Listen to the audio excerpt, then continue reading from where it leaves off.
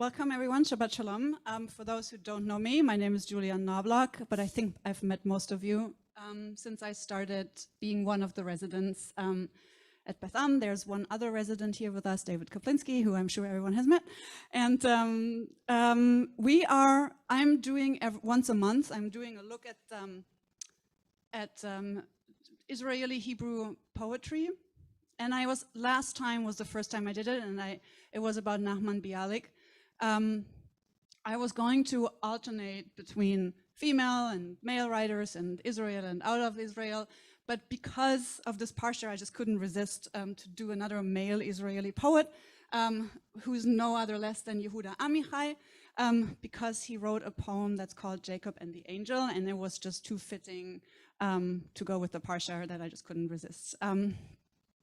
Just like with Bialik, summarizing Yehuda Amichai in just 20 minutes, in a few minutes is not enough time, but just like he was born 1924 in Germany, and he came to Palestine in the mid-30s, and so he was writing in Hebrew, which is not his native language, because obviously he grew up speaking German, and scholars write that he's also very much influenced by by German poetry, mostly Rilke, but obviously he is also very much had developed like a feeling for the modern Hebrew, the colloquial modern Hebrew, and he was steeped in Jewish tradition. He grew up Orthodox.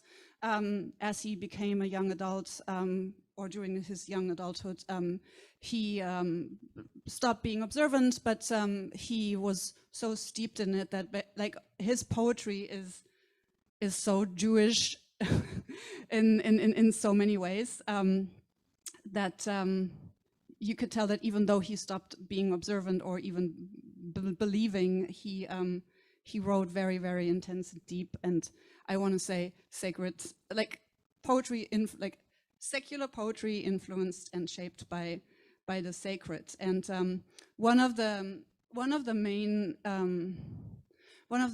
elements in his poetry is time and the passage of time and the desire to repeat and remember moments and to hold on to them, to inscribe them, and thereby ourselves, the people who are living them, into the book of life. And arguably, it's also one of the major characteristics of Judaism.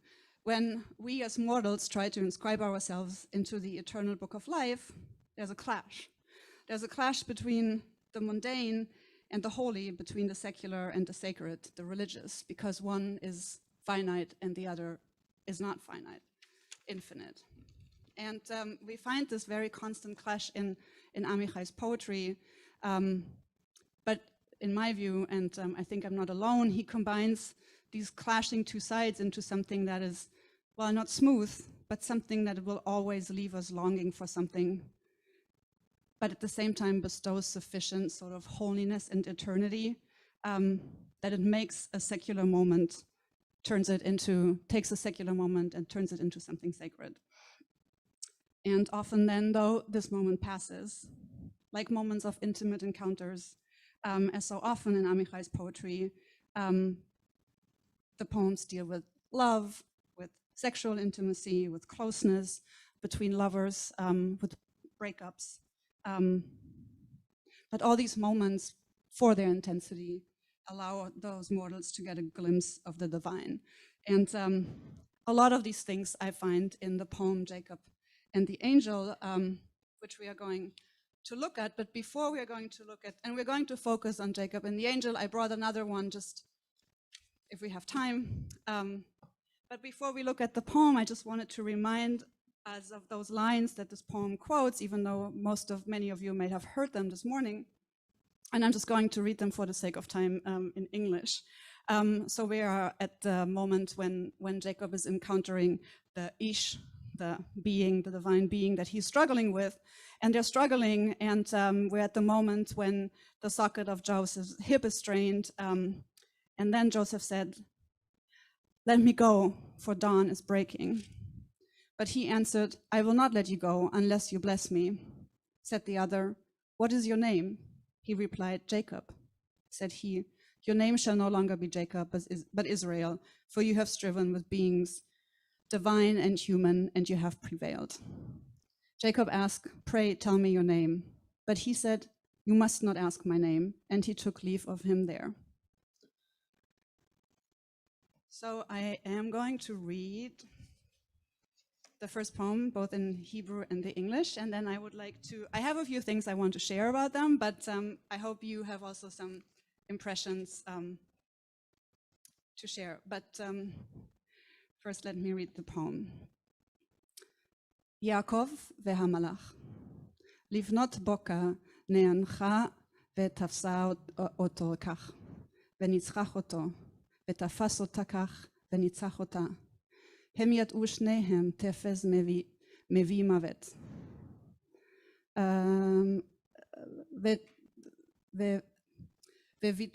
וויתרו זה לזה על אמרית השם.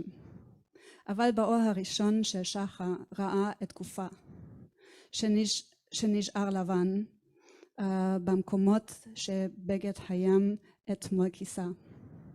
אחר כך קראו לה פתאום מלמעלה פעמיים, כמו שקוראים לילדה ממשחקה בחצר, וידע את שמה ונתן לה ללכת. And the translation is from Robert Alter, Jacob and the Angel. Toward morning, she sighed and grabbed him so, and he defeated him. And he grabbed her so and defeated her. The two of them knew that the hold brings death. They dispensed with the saying of names. But in the first light of dawn, he saw her body, which had stayed white in the places the bathing suit yesterday covered. After, they called her suddenly from above, twice, as one calls a little girl from her game in the yard. And he knew her name, and he let her go. So, I know some of you have looked at the poem before, and now as we were reading them. And I'm happy to share some of my impressions, but I wanted to see what comes up for people when they read the poem, and what kind of feeling do you have compared to where it takes its inspiration from, and what he turns it into. What are some features from those passages in this so famous passage from this week's parsha that he plays with in this poem? Denise.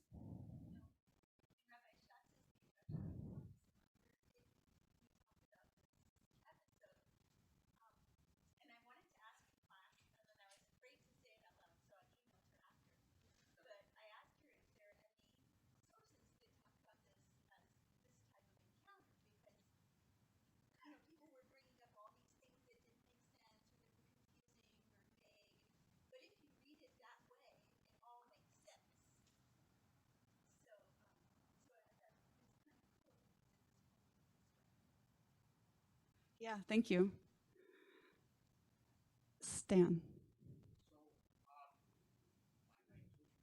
Yeah.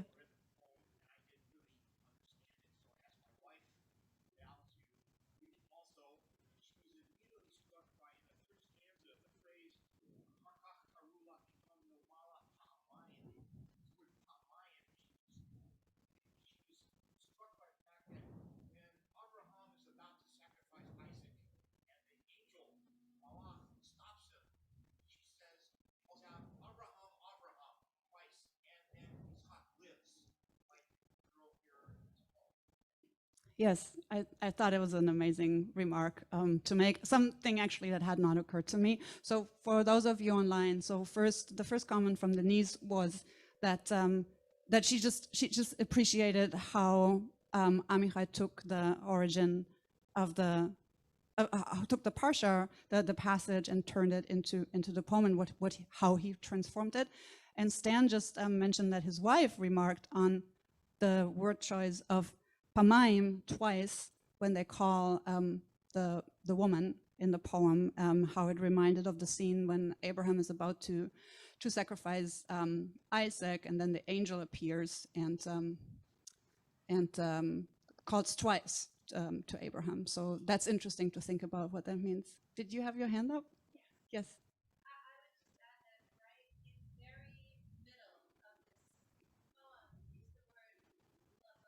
Mm-hmm.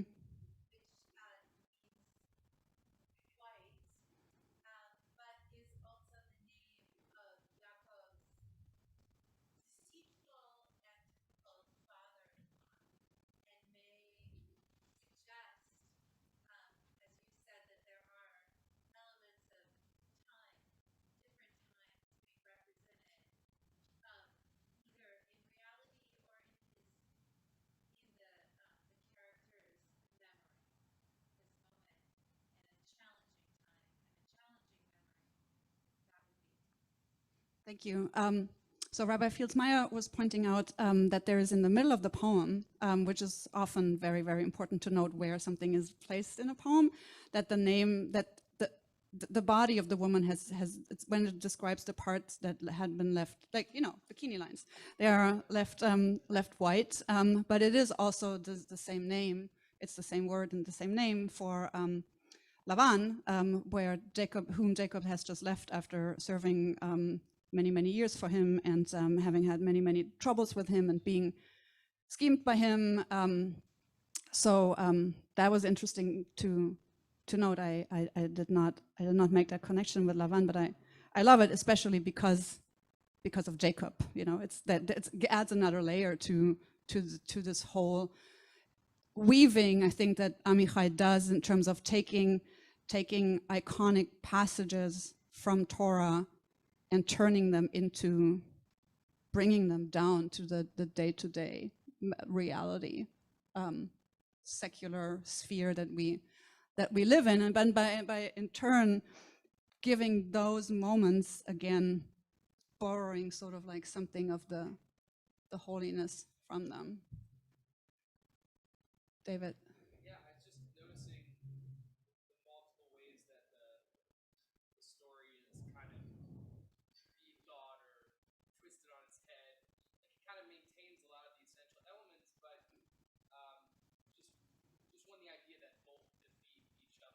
Yeah. Right, whereas the name that Jacob gets is that he defeated, right? He strove with divine and man and was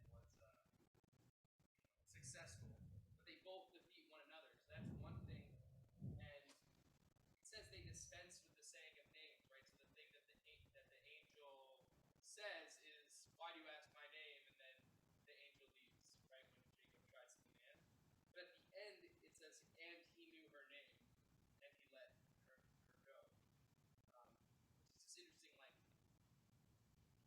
I don't know exactly, what it's saying exactly, but that not needing to know her name or the angel's name is like knowing it in some way. Yeah, thank you. So for those online, so we're talking about, just paraphrasing what David was saying, sort of like bringing up the difference in the poem and the passage, that in the Parsha, Jacob does prevail over the divine being he wrestles with, and he gets a new name, whereas those lovers, they both defeat one another, and they do not at first not, they decide they're not going to tell their names, but then in the end, by coincidence, basically from above, right? That's also very interesting. Like, one imagines a setting where the persons are like, you know, in a building, and from the apartment above, they are calling her. But I mean, I think to me, it's very referring to what Stan's wife was saying about the call from somewhere twice from above could also be read in a different way, that's coming from above, from where, from the heavens, from whatever. So then he knew her name, and he let her go. Just looking at the time, so I find very interesting, and it has come up, but I just wanted to say how the name is such an important factor. So in so many of our Torah and everywhere, it's about the name. It's about knowing. And it's interesting in the passage where it said, "Give me a blessing." Like, the blessing, getting a blessing, is sort of like knowing the name, but he doesn't know the name, but he gets a new name, and that's a blessing. And here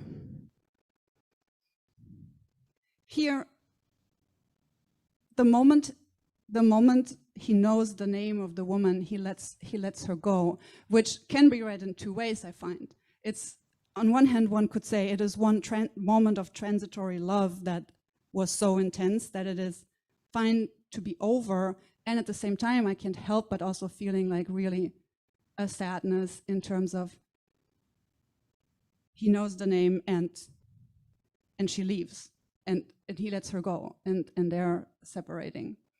Do you want to say something, Rabbi Klickfeld?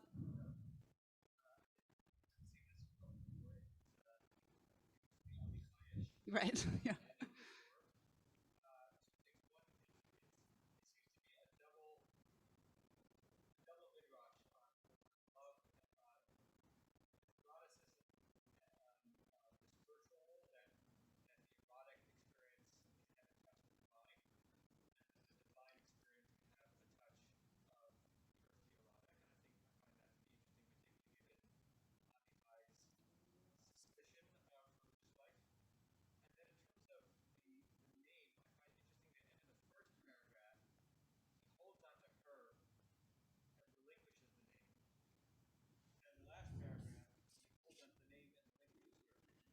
Yes.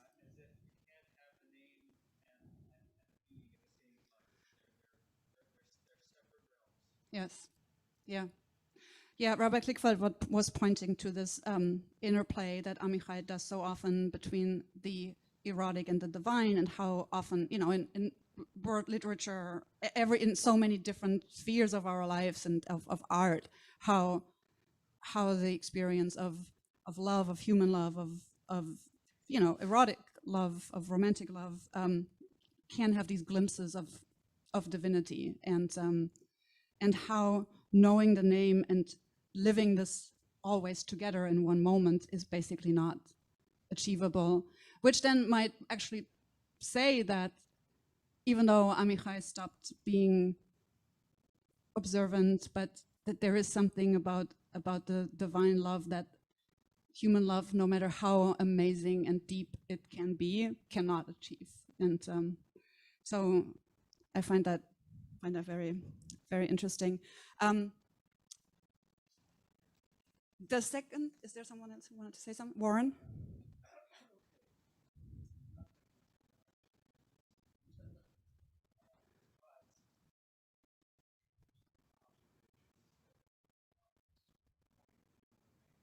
Of who? Yes.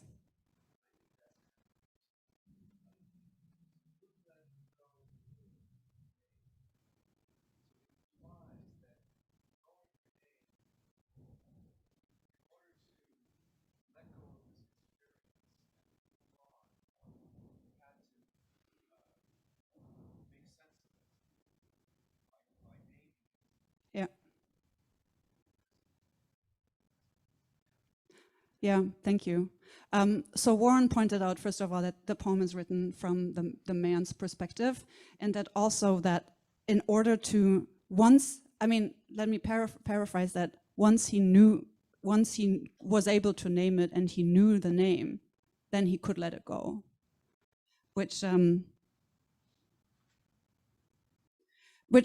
shows that it is so hard to name super intense things and experiences, and that there are moments that only when we know what it is we will be able to keep it and also to let it go.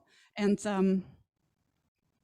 yes, there were other things.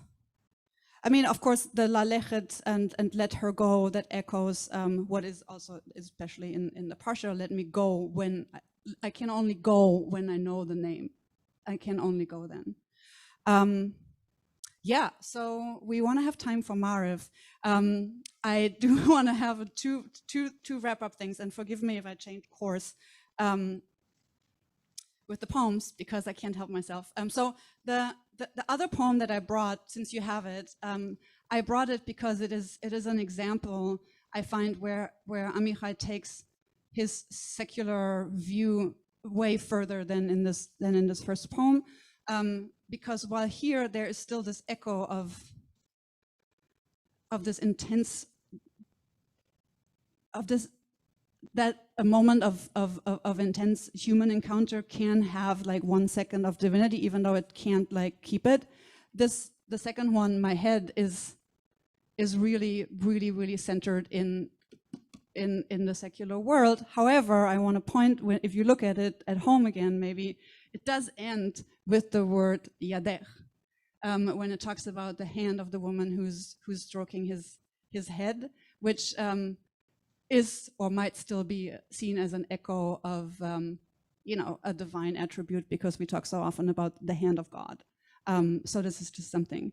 And I am going to be for a moment the private poet. As some of you know, I have a poetry collection coming out. It's coming out in December, and it was started by one poem that I'm going to read, and it turned into a series of poems, and those poems eventually became the chapbook that is going to come out next month by Ben Yehuda Press. And you will see why I brought it, not just because I just want to read any poem, but it's called At Dawn, and it is called After Jacob and the Angel by Yehuda Amichai. And I just wanted to read it as another midrash that I'm providing. You will return to the east at the height of summer. Already the fans in my apartment are turning fast. At dawn, I can't stop thinking about the poem you sent. I tan my skin, my swimsuit leaves white lines for you, to see and touch the way a humid summer does, slowly, oblivious to age. Time is marked by the appearance of morning purple and fireflies, by when to water the plants, another flask of sunscreen, a new week. The city turns into a village by the sea. In the grocery store, the label, grown in California, makes me grin. I buy an extra pint of berries for good measure as a charm. The last word from you I have is yes, all caps, but the weather forecast is not always accurate. I keep thinking of the poem you sent, imagine that long wave coming to the shore. I water the plants, I spot another flower on the vine. Soon you might be in this garden too. At dawn, you might let me go into the lurking autumn of my body. Do we even need to struggle? You already know my name. With that, thank you for contributing so much and for sharing your impressions, and I hope you enjoyed it. And next time it's going to be someone else, not a male Israeli poet, unless there's another poem that just fits the parsha so much.